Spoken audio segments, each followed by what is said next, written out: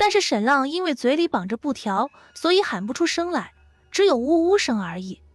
对方根本听不出他在喊什么，完全不在意。于是沈浪便直勾勾盯着那个首领男子。这男子大约30几岁，脸上有2道疤痕，面孔冷酷，目光残忍，身上穿着软甲。沈浪对这个凶残男子有印象，因为他见过好几次。此人名字叫田横，是方圆100里内有名的黑衣帮主，手下有上百亡命之徒，经营赌档、牙行、车行，凶残狠辣，小而只提，手头上不知道有多少冤魂。他还有另外一个官方的身份，玄武城的明军首领。那些人将沈浪推进坑里面，开始埋土了。寻常人早就哭泣大嚎，魂飞魄散了，但沈浪始终很安静，一开始盯着田横的脸看，之后盯着他的全身，上上下下的看，目光显得非常怪异。他是用 X 光透视看的，这种目光直让人不寒而栗。田横终于没能忍住心中的好奇，举起手，顿时他的4个手下停止铲土。田横来到沈浪的面前，扯断了他嘴里的布条，问道：你在看什么？沈浪道：你体内有一根针，如果不取出来的话，会有性命之忧。他没有撒谎，田横体内确实有一根针，非常非常细的银针，此时正在肺部里面。若不是他眼睛有 X 光透视功能，根本就看不出来。听到沈浪的话后，田横不由得惊愕。沈浪继续道：那根针此时在你的肺部大脉中，会随着血液流动，如果不取出来，一旦进入你的头脑之内，你就会死。田横更加惊了，不敢置信道：你怎么知道？这是一个秘密，连田横的妻子都不知道，眼前这个脑残小白脸竟然知道，真是太奇怪了，这太邪乎了。沈浪道：我可以帮你取出来。田横看着沈浪良久，道：都说你是一个傻子，不像啊。沈浪道：这根细针必须取出来，否则你一定会死，只有我可以帮你取出来。但条件是我饶过你性命，对吗？田横道：你就不想知道是谁让我杀你吗？沈浪摇头道：我不必问也知道是谁。田横眯起眼睛道：你绝对不傻。接着他摇了摇头道：但是非常抱歉，我不能答应你。沈浪目光一缩，他本以为这个交易非常稳妥，就算有人出钱让田横杀他，但是钱哪有命重要？沈浪能救田横的性命，他没有理由不答应，没有理由不放沈浪啊。如此一来，就只有一个原因，田横不能取出体内的这根银针，因为将银针种入他体内的这个人是他无法抗拒的。这里面就有故事了。不过这就麻烦了，对方不能取出这根针，沈浪这牛逼医术派不用场，做不成这笔交易了。田横道：你的弟弟欠了我们一笔钱。弟弟欠钱？3个月前，你的父亲受伤，为了救他，你弟弟在我的店铺里面借了5个金币，请大夫救治。现在利滚利已经是100金币了。这笔高利贷很多了，仅仅3个月就本息加起来就翻了20倍。但沈浪关心的不是利息，而是父亲受伤。3个月前，也就是他入赘徐家的时候，父亲曾经到徐家闹，要将沈浪带回家，结果被徐家的家丁赶了出来，肯定是被打得重伤了。当时的沈浪是一个愚笨的蠢货，当然不知道这件事情。原来的沈浪真是不可救药，喜欢上了徐芊芊这种女人，而且连父母都不顾了。这等愚蠢的废物根本不值当父母如此宠爱他。因为你家还不了这笔钱，所以我才将你活埋，和别人完全无关，明白吗？田恒道。当然，为了逼真，我们会去拆你家房子，而且将你弟弟、你的父母一并处理了。沈浪听懂了这句话，早就有人出了一笔钱让田恒做这些事情，但是又要找一个正当的理由，所以欠钱催债，否则就动你全家这个借口就不错。你我无冤无仇，而且你并不像传说中那么蠢笨。田恒道。看我还是要杀了，对不住了。接着他起身道。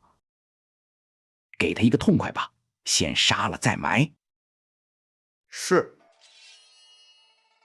一个武士上前，拔出刀子朝着沈浪脖子斩下，就要结果掉他的性命。慢！沈浪大声道。有人出多少钱让你杀我，我给你10倍，我给你1000金币。这话一出，那个武士的刀横在沈浪脖子上方3寸处。田恒不由得一愕，这沈浪何等是不笨，简直聪明之极啊！从刚才简单的对话中，他竟然听出了别人给他的价钱是100金币。我非常心动。田恒道。真的非常心动，但是你家穷得揭不开锅了，你的父亲至今仍旧躺在床上，你的弟弟又被人打断双腿，你连1个金币都拿不出来，更别说1000金币了。这一切都是前沈浪造的孽啊！因为他的愚蠢和徐家的狠毒，使得父亲和弟弟都受了重伤，甚至性命之危。在这个世界，1000个金币相当于多少钱？普通家庭劳碌1年都攒不到2个金币，用最粗糙的计算方法，1000个金币相当于现代地球的300万人民币左右。这是一笔巨款，你不可能拿得出来的。田恒继续道。沈浪道。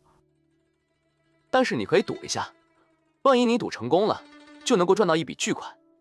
就算赌失败了，你也只不过是推迟几日再杀我而已，这也不耽搁你拿到徐家的那100金币。田恒稍稍犹豫，沈浪想要在10天之内拿出1000金币，这看上去完全是不可能的。但是刚才对方竟然能够看出他的体内有一根银针，而且在肺里面，这就有些神奇了。沈浪道。10天1000个金币。田恒盯着沈浪俊俏的面孔，犹豫了好一会儿，终于开口道：3天，我只能给你3天。沈浪懂了，田恒和对方约定好的也是3天，3天之内他杀掉沈浪就可以得到100金币。好，一言为定。沈浪道。田恒道。将他挖出来。4个武士动手将沈浪从坑里面挖了出来，只不过这些人身上可没有什么纸笔。沈浪直接将白色的丝绸衣衫撕下一块，咬破自己的手指，用鲜血写了一份借据，欠田恒1000金币的借据，然后签上了自己的名字。一边写一边心中吐槽，什么狗屁金手指啊，根本没有钱好用，最后还是金币救命。田恒接过这份血书借据，又看了沈浪一会儿。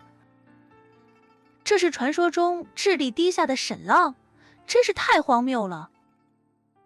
3日之内交出1000金币，否则杀你全家。田恒道。13 14，你们2人护送沈浪公子回家，这3天内都跟着他住在一起。是啊。2个武士道。然后田横带着另外3个武士直接离去。沈浪，你记住，3天之内1000金币，否则杀你全家。他的身影已经看不见了，但是冷酷的声音依旧随风钻入了沈浪的耳朵。没问题。沈浪的脑子飞快转动，很快他就想出了一个法子，不但能赚到一笔大钱，还能保护家人，最关键是能报复徐家，一举3得。赚钱报复徐家重要，但首先还是要先回家，因为他父亲伤重，弟弟断腿，他必须立刻回去救治。家人已经3个月没有见到他了，不知道担心思念成什么样子了。沈公子，走吧。田横手下的13、14义子道：难不成还要我们抬着你回去不成？这2个人会时时刻刻盯着沈浪，不会给他逃脱机会。沈浪伸展了一下全身筋骨，然后继续朝着家里走去。越国在大研的东南边，这里是丘陵地带，山不算高，但是却非常多。在这种复杂地带，道路交通竟然做得非常不错，哪怕乡村间的道路也足足有4米左右，而且还比较平整，可以让3匹马并排而过，这一点应该远胜中国古代。天亮之后，沈浪见了很多出来劳作的农民，穿着打扮和中国古代相似，但是身体素质仿佛要稍好一些，个子高一些，也雄壮一些。而且一路上几乎每个村都有坚固的石头堡垒，上面还有民兵巡逻，腰上挎着刀，甚至个别人还背着弓箭，这让人非常意外。在中国古代的大部分朝代，弓箭和刀子都是违禁品，此时堂而皇之出现在村落之中，这个世界的尚武精神远超中国古代。一直走到了次日中午，沈浪才赶到自己家所在的枫叶村。整个枫叶村在一个山谷中，大约有600多人口，村里也有一个石头堡垒，20几的民兵，绝大部分的村民都住在一起，密密麻麻上百栋房子挤在河流的两边，唯有沈浪的家远离村落，孤零零地矗立在半山腰中。因为沈浪家是外来户，10几年前才从外地搬到这个地方。这种村落是非常保守排外的，加上沈浪父母又不和村里人打交道，所以一直到现在都没能融入。爬到半山腰，沈浪看着眼前的这座泥土房子，这就是自己家了？实在是太残破了，甚至比3个月前的记忆还要残破。院子本来被父亲弄得非常平整的，此时也长满了杂草，泥土砌成的墙壁因为风吹雨淋也出现了好几个洞孔，房顶连瓦片都没有，都是茅草。这样的贫寒真是触目惊心啊，连挡风遮雨都做不到。还没有走到门口，沈浪就听到了母亲的哭泣声，父亲激烈的咳嗽声，还有弟弟痛呼声。赶紧去徐家，把大郎带回家，去把大郎带回家。父亲沙哑道，一边说一边咳嗽，这是受伤久治不愈而伤到了肺部，而且听他呼吸非常困难，想必有比较严重的炎症，甚至肺内有血肿。爹，明天我就去把哥哥带回家。弟弟道。母亲哭道，老头子，你一直咳血，到现在都下不了床，二郎腿骨断了一根，怎么去？明日我去徐家，他们若不放大郎，我就一头撞死在徐家大门上。我的大郎那么老实，那么良善，在徐家这种虎柴之家中，肯定不知道被人欺负成什么样了。我的儿，母亲一边说一边哭。也不知道吃不吃得饱，穿不穿得暖。我的儿从小就没有受过苦，从小都没有离开过我们身边，如今不知道苦成什么样了。弟弟听着母亲的哭泣，心里受不了道：娘，一会儿我就去打一对拐棍，明日就去徐家把哥哥带回家，大不了把命拼了。听着这些话，沈浪全身一阵阵发热，内心一阵阵酸涩。他直接冲进门中，跪在父亲和母亲的面前，颤声道：爹娘，儿子不孝，儿子回来了。父母和弟弟先是一呆，然后无比的狂喜。紧接着母亲直接冲上来，一把抱住沈浪，大声哭道：大郎，真是我的大郎，你可回来了，娘还以为再也见不到你了，我这不是在做梦吧？父亲激动的要挣扎下床，又引得一阵激烈的咳嗽，嘴角直接出了血沫子。而弟弟猛地坐起，然后发出了一阵痛呼。沈浪道：是我回来了。母亲道：我的儿，回来就好，我们再也不走了。许家人狠毒，你不要再去了好不好？沈浪用力点头道：是，儿子再也不去许家了。好，好，这就对了，这就对了。母亲喜得用力抹去泪水，父亲也欢喜道：我儿真是懂事了。这对父母实在太溺爱沈浪了，就说一句不去徐家了，就被认为是懂事了。沈浪赶紧去将父亲扶好，凝聚精神力于双目，查探父亲的伤情。果然是内伤，肺部、胃部都有了损伤，尤其是肺部还有大量淤血，肋骨也有裂痕。只不过经过了3个月的生长，肋骨断裂处已经长好了，但是却非常不平整，有很多骨赘。可见3个月前徐家的家丁出手有多狠。父亲的内伤如此之重，幸亏弟弟去借了5个金币找大夫治伤，否则沈让再也见不到父亲了。5个金币治伤，这对于普通农家完全是天文数字了。但就算如此，父亲的内伤也没有彻底痊愈，如果得不到救治，他父亲依旧性命难保。几乎一瞬间，沈浪就已经制定了治疗方案，在父亲肺部开一个极小的口子，将里面的血种引流出来，然后用草药消炎，滋补之药恢复元气，几个月后就可痊愈。爹，孩儿不孝，以后再也不会让二老担惊受怕。沈浪一边说，一边将手掌放在父亲额头上。发烧了，可见有炎症，必须立刻消炎，否则几日之内就有性命之危。父亲的双眼一直盯着沈浪的面孔，拼命忍住了咳嗽，那目光充满了无比的疼爱。大郎，你变机灵了。爱子如命的父亲果然非常敏锐，第一时间发现了沈浪的变化。父母都很疼爱沈浪，但对自己的儿子也很清楚，那就是一个智力低下之人。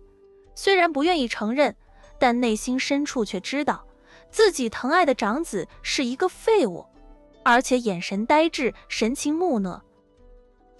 没有想到这一次回来竟然变得机灵了。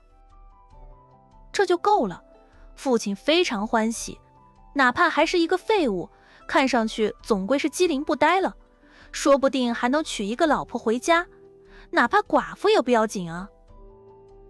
母亲上前捧住了沈浪的脸，也看了好一会儿，然后大喜道：没错，没错，郭家大郎变机灵了，这双眼睛太招人喜欢了，太灵气了。老天保佑，老天保佑！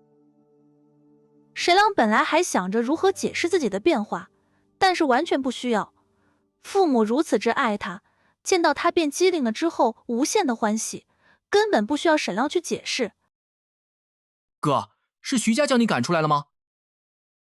弟弟问道。沈浪点了点头。赶出来好，赶出来好。母亲道。娘可舍不得我儿待在那种心狠之人的家中。家里虽然穷，但是爹娘和弟弟努力总能养活你，总不会让我家大郎吃苦。这偏心真是没边了。瞧母亲的意思，沈浪以后在家里依旧不用干活，每日只需吃白饭就是。你之前入赘徐家就是想要媳妇了吧？等你爹爹和弟弟身体养好了，就去赚钱，给我大郎娶一个媳妇回来。母亲道。村里的刘寡妇怎么样？虽然比你大3岁，但是长得漂亮，而且疼人。不是父母小看沈浪，而是他们这个家庭条件，还有沈浪名声不好，智力低下，除了长得漂亮之外，连谋生的技能都没有，能够娶一个寡妇已经很不错了。沈浪笑了笑，然后来到弟弟的床前，掀开他的裤腿，只见小腿青紫，肿出好大一块，右边的小腿骨断了。哥，我没事儿，躺个10天半个月就好了，大不了就是腿瘸了，反正家里有大哥继承香火。弟弟沈健道。而且瘸了正好，我每日去玄武城碰瓷赚钱去，看到一辆马车，我就冲到车轮底下去讹钱。这就是他弟弟，对沈浪很好，但绝对不靠谱。就他这个断腿，如果不救治的话，会死得更快。什么时候的事？沈浪问道。前天。弟弟道。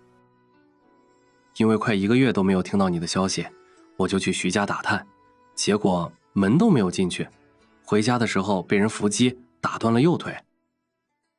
沈浪病重的消息一直都被徐家封锁，所以家中一直不知道。只不过母子连心，父母久久没有听到沈浪的消息，自然不放心，所以才会派小儿子去打探消息。从徐家离开后就被人打断腿，这事肯定和徐家脱不了干系。好狠毒的人家！沈浪俊美的面孔如同笼罩了寒霜，眼角一阵踌躇。沈浪道：我一会儿帮你支断腿，会很疼，你要忍一忍。弟弟道：哥，你啥时候会治伤了？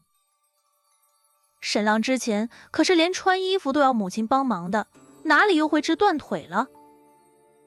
在现代地球，沈浪每日都在治病救人，虽然谈不上绝顶名医，但临床经验丰富之极。父亲和弟弟的这点病痛在他眼中完全不算什么，更何况他还有 X 光透视眼，哪怕在这个医疗条件不发达的异世界治疗，二人也是轻而易举的。沈浪道：爹娘，我去山上摘些草药回来。大郎，娘陪同你去，山上有野兽，而且你可别迷了路。母亲直接冲了出来，她完全将沈浪当成小孩子一样，连他单独一人上山都舍不得。娘，你在家中烧一锅开水，找一把小刀，磨锋利一些，准备一根粗一些、长一些的针，准备一些棉布，放在水中烧煮。沈浪语速飞快，却清晰沉着吩咐道。母亲一愕，然后竟没有质疑，点头道：好。对于他而言，儿子变得灵气了，他说的每一句话都仿佛跟圣旨一样。沈浪背着一个竹筐，一个小铲子，离开家上了山。田横手下的13、14义子寸步不离跟在身后。没有拿到钱，他们始终会盯着沈浪，只要时间一到，就将杀他了。沈浪还有些担心，这个世界的植物和地球会不会完全不一样？结果他多虑了，尽管多了许多不认识的植物，但还是有相当部分的植物是一模一样的。萧炎的中草药有很多，沈亮家的后山是郁郁葱葱的树林，仅仅1个多小时，他就采摘了许多，紫苏、金银花、蒲公英，这些都可以用来消炎。可惜这里不是干燥的沙漠边缘，也不是草原，所以没有干草。但是非常意外惊喜的是，他挖到了板蓝根。在现代地球，板蓝根都被誉为是万能神药。接下来沈浪又陆陆续续挖了10几种中药材，有止血的，有去热的，等等，装满了整个竹筐。可惜没有找到曼陀罗，所以无法制成麻药。傍晚，沈浪满载而归，母亲已经把一切都准备好了。沈浪用 X 光透视眼细细检查了弟弟的断腿处，万幸的是断骨还算平整不锋利，所以没有戳伤重要血管。母亲已经把小刀磨好了，而且用开水煮过了。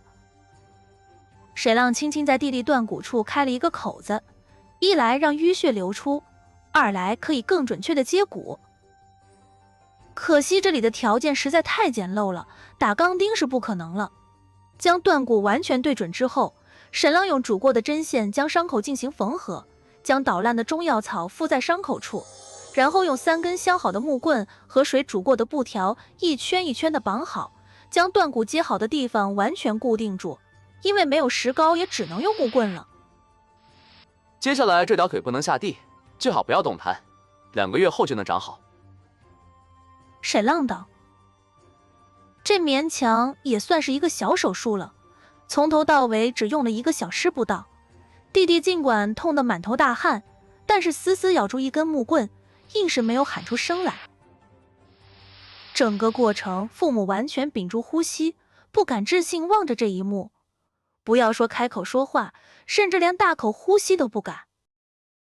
这真是太让人惊奇了呀！沈浪回家之后，不但不愚笨了，竟然变得如此厉害。刚才父亲看得清清楚楚，沈浪动作快速果断，目光坚毅，和之前完全旁若两人啊。弟弟扔掉了嘴里咬的木棍，惊诧地朝沈浪道：哥，你真是神了啊！我断腿不但消肿了，而且也没有那么疼了。我见过好多大夫治疗断腿，没有一个像你这么快，这么厉害的。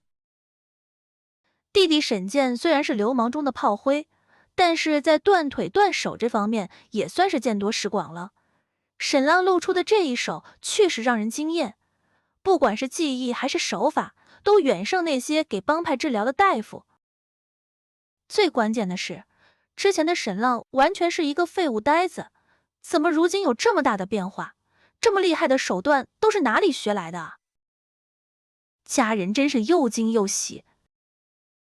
接下来沈浪给父亲治疗，首先是对肺里面的积血进行引流，否则伤势会越来越严重。这种积血引流最难的就是要知道这些血种在哪里，这可是肺内的，在外面凭借肉眼完全看不到，对于这个世界的医生来说几乎是无解的。但是对于沈浪来说，完全不费吹灰之力，他的 X 光透视眼可以轻而易举地判断积血和积液的准确位置。母亲已经磨好了粗针，粗的地方直径大约在3毫米左右，是专门用来缝兽皮的，放在开水里面煮好消毒。沈浪果断准确地刺入肺部并且拔出，然后用一种抽心的植物杆刺入伤口。这种植物杆也就是2-3毫米直径，抽心之后是空心的，而且也足够坚硬，刚好可以将积血引流出来。就这样，沈浪在父亲的肺部开了几个小孔，然后一点一点将里面的血种吸出来。足足1个多小时后，将父亲肺部里面大部分的血种和积液抽出，剩下少部分抽不出来也不要紧，凭借身体的机能可以渐渐吸收。经过沈浪的治疗后，效果完全是立竿见影。父亲依旧咳嗽，但是呼吸却舒畅了很多。之前哪怕在努力呼吸，都感觉空气不够用，每一次呼吸，肺仿佛要震裂的一般剧痛，那种感觉真是有些生不如死。而现在呼吸已经不太费劲了，胸口也没有堵塞之感了，那种感觉真舒服啊！没有想到啊，儿子稍稍施展手段，竟然有如此奇效，这医术也太高明了。都说3日不见当刮目相看，这个宝贝儿子才3个月不见，竟然有了这等本事了。为父现在轻快舒服多了，我儿真是厉害了。父亲的言语中充满了无比的骄傲，母亲更是盯着沈浪看，真的不敢相信他的儿子变得这么聪明，这么厉害。你别问，你大郎之前就不笨，只是大智若愚而已。父亲直接阻止母亲的询问，道：大郎变得这么如此，我们高兴都来不及，何必要打破砂锅问到底？母亲用力点头道：对，反正我儿回来了，就是老天爷保佑。大郎有这样的本事，咱们就不娶刘寡妇了，以后开个医馆，攒够了钱，村长的女儿都可以娶了。接下来，父母和弟弟对沈浪的变化只字不提，就只是高兴。我儿肯定饿了，娘去给你吃饭。母亲兴冲冲地走进厨房。母亲贤惠且手脚麻利，不到半个小时，饭菜就已经端上桌了。3碗粥，1大碗米饭，1盘野菜，1盘青菜，1盘腊肉青瓜。因为父亲和弟弟躺在床上养伤不方便，所以饭桌就摆在2张床之间。依旧是沈浪式白米饭，父亲、母亲、弟弟喝玉米粥。沈浪要把米饭分给父亲和弟弟，结果被3个人果断拒绝了。我儿正在长身体，吃白米饭，玉米粥你咽不下去的。父亲斩钉截铁道：米饭你不吃，我也不会吃，你弟弟也不会吃。对，绝对不吃。弟弟沈健躺在一边床上道：我儿吃肉。母亲将仅有的几片腊肉一块又一块夹到沈浪的碗里。沈浪当然想要让父亲和弟弟吃，但是他知道他们是绝对不会吃的，而且他们看到沈浪吃肉，内心反而更幸福。哎，真是偏心到没边了。哪怕父亲和弟弟受伤养病，哪怕沈浪身体好好的，一家人也把最好的饭菜给他一个人吃。吃完饭后，沈浪煎药，然后分别给父亲和弟弟服下。弟弟断骨需要喝骨头汤，再躺个2个月差不多就好了。父亲虽然肺内的血肿和积液已经被引流出来了，暂时没有了性命危险，但顶多只能算是治了一半。接下来还要继续消炎，还要润肺，还要滋补身体，这些药物就不是山上挖得到的，需要花钱买。大郎，洗脚。母亲端着温水上前，直接蹲下来要给沈浪洗脚，整个过程自然熟练。很显然，过去的10几年，沈浪都是母亲洗脚的。我自己来，我自己来。沈浪可万万不敢让母亲洗脚，那太不孝了。但母亲反而有些难过，道：大郎，你以前最喜欢娘给你洗脚，怎么了？娘的手可干净了。他是担心沈浪在徐家过了几个月的富贵生活会嫌弃他。沈浪明白了，每次给他洗脚也是母亲很幸福的一件事，因为这是他最宠爱的孩子。于是沈浪整个身心都荡漾在幸福中，看着母亲粗糙的双手给自己洗脚，整个过程中他的目光和表情无限的幸福满足。沈浪继承了这具身体和记忆，并没有完全继承情感，但仅仅几个小时内，他的内心就沦陷了，沦陷在父母弟弟的关爱中。从此之后，你们就是我的亲生父母，我的亲弟弟。他有责任让父母弟弟过上好日子。此时，他耳边传来田13淡淡的声音道：“沈浪，你的家人真是相亲相爱啊。不过你只有2天时间了，拿不出1000金币，你全家都要跟着遭殃了。”